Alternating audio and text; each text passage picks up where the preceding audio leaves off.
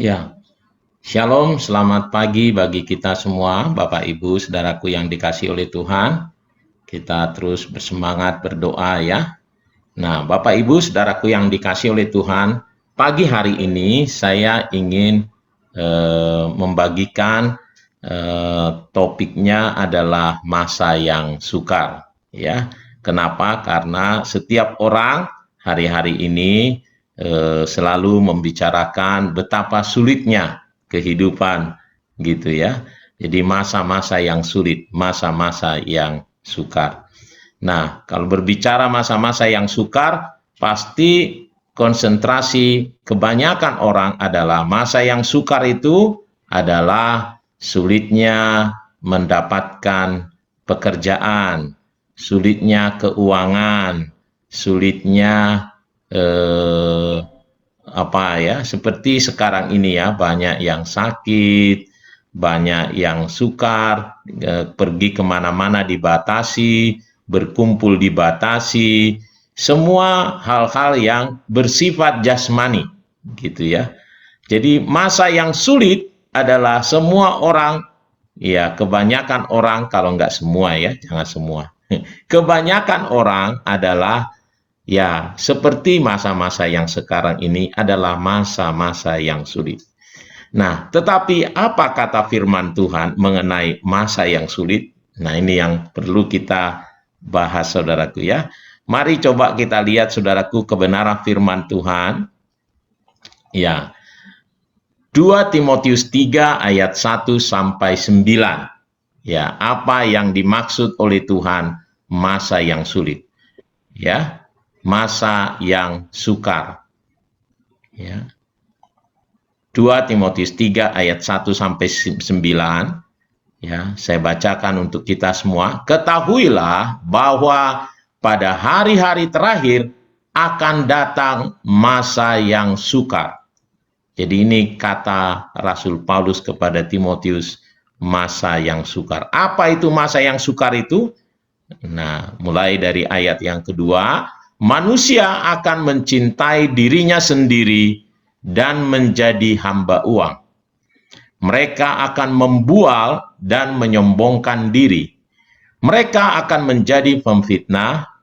Mereka akan berontak terhadap orang tua dan tidak tahu berterima kasih, tidak mempedulikan agama, tidak tahu mengasihi, tidak mau berdamai, suka menjelekkan orang, tidak dapat mengekang diri, garang, tidak suka yang baik, suka mengkhianat, tidak berpikir panjang, berlagak tahu, lebih menuruti hawa nafsu daripada menuruti Allah.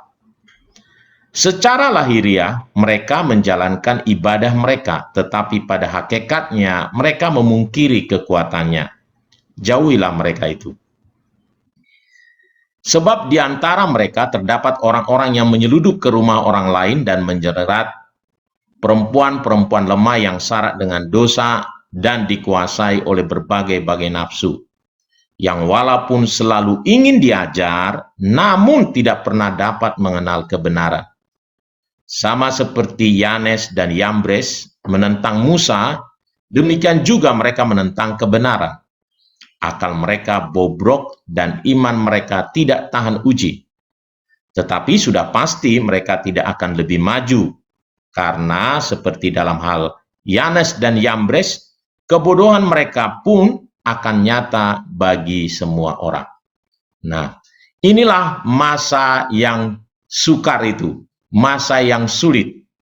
Ya, jadi berbeda sekali dari hal-hal yang seperti yang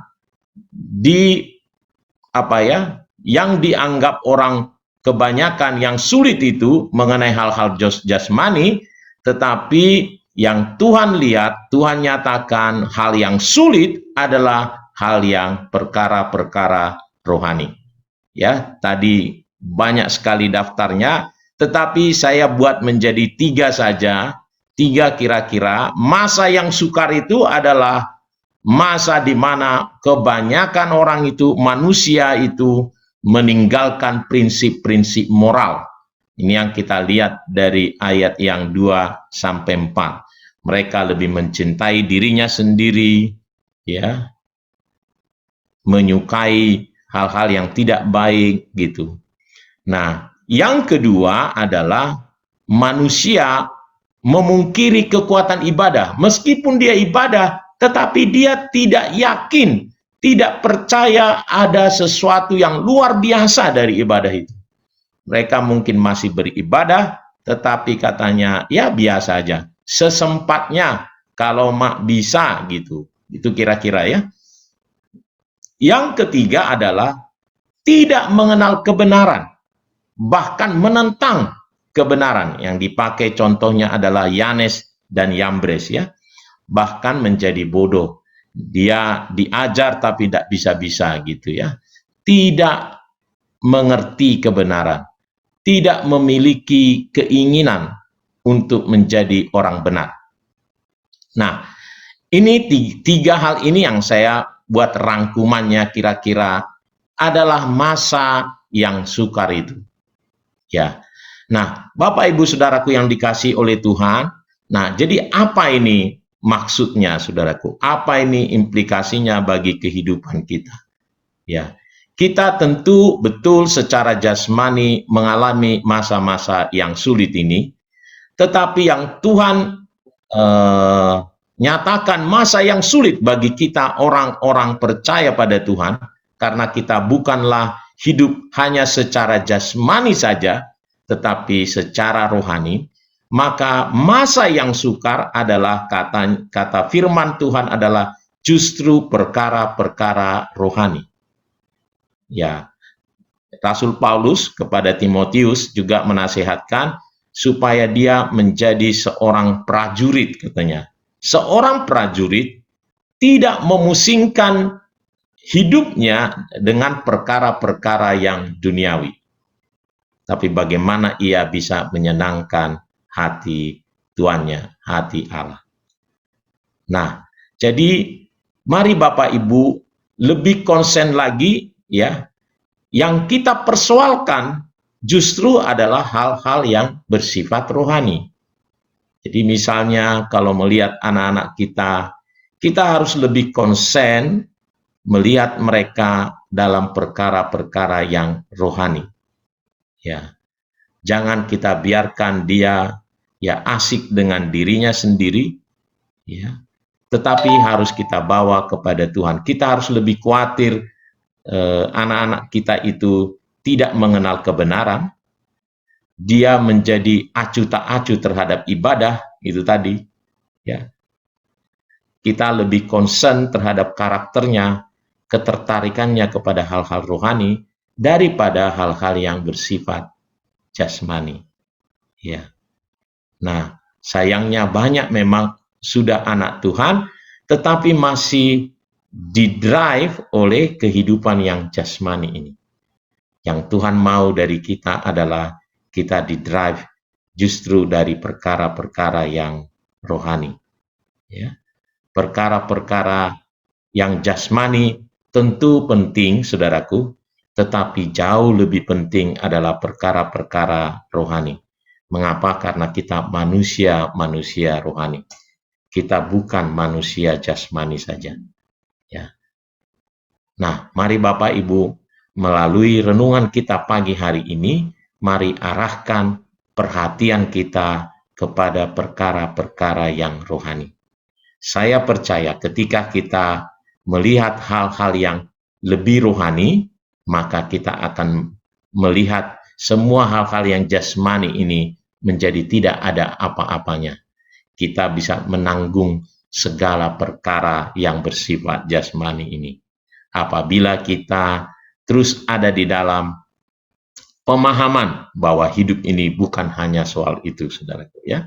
Mari kita terus bergairah di dalam Tuhan, ya, terus tertarik kepada perkara-perkara yang rohani, terus menyadari betapa luar biasanya ya ibadah-ibadah kita ini bersama Tuhan, ya, berdoa, menyembah Tuhan, membaca Alkitab gitu ya. Nah, ada kekuatan yang luar biasa di sana. Memiliki persekutuan dengan saudara seiman. Nah, kalau dulu bahan PA awal-awal ada 5 jari gitu, roda-roda kehidupan rohani gitu ya. Doa, persekutuan, baca Alkitab gitu ya. Nah, saudaraku, mari kita terus bergairah, betul-betul mempercayai betapa luar biasanya ya kekuatan dalam ibadah kita. Dan terus kita belajar kebenaran firman Tuhan, supaya kita mengenal lebih dalam lagi, mengenal Allah kita yang luar biasa. Tuhan memberkati, mari kita berdoa datang kepada Tuhan.